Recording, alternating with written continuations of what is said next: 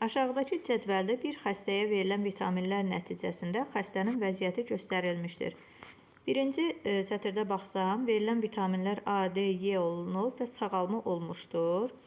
İkinci sətirə baxsam, A, B, K verilib sağalma olmayıbsa, deməli A da, B də, K da deməli sağalma olmayıbsa, birincidən də A-nı silirəm.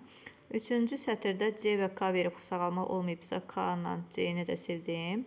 Dördüncüdə B, D, E verilib, deməli sağalma baş verib. B-ni buradan silirəm, çünki bax burada da silinmişdi.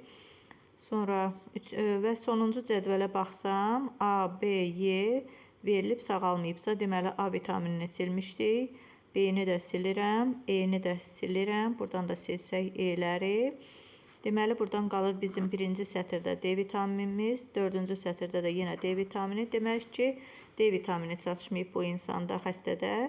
D vitamini çatışmayanda da rəxət xəstəliyi yaranır. Doğru variantımız C variantı.